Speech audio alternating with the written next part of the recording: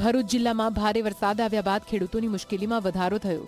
ભરૂચના જૂના બોર ભાઠા બેટ ગામ સહિતના અનેક વિસ્તારોમાં અંદાજે 200 એકરથી વધુ ખેતી વરસાદી પાણીમાં ગરકાવ થઈ ગઈ છે। ડ્રોનના આકાશી દ્રશ્યોમાં જ્યાં નજર કરો ત્યાં પાણીના દરિયામાં ફેરવાયેલા ખેતરો જોવા મળે છે।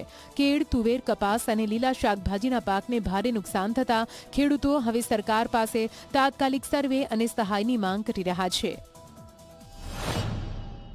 એમાં 10 વીઘાની અંદર મેં શાકભાજી બનાવ્યું છે। તેમાં શાકભાજીમાં અત્યારે મોડે કોળ આવેલો ચાલ્યો ગયો। અત્યારે એટલો વરસાદ પડ્યો કે ના પૂછો વાત। એટલું પાણી ભરાઈ ગયું છે કે અત્યારે મારા ખેતરમાં તમે જોઈ શકો કે ઘૂંટણ ઉપરના પાણી થઈ ગયા। અને અમારા ગામની સીમોમાં પુષ્કળ પાણી ભરાયું, જેના કારણે ટોટલ પાક નિષ્ફળ થયેલો છે। અને અમારી સરકારશ્રી પાસે એક જ નિર્ણય છે કે જેનું આ જે છે એનું વહેલી તકે સર્વે કરવામાં આવે અને જે ખેડૂતોને ખેતી કરવા માટે પુનઃ ખેતી કરવા માટે જે વળતર આપવામાં આવે એવી અમારી નમ્ર વિનંતી છે।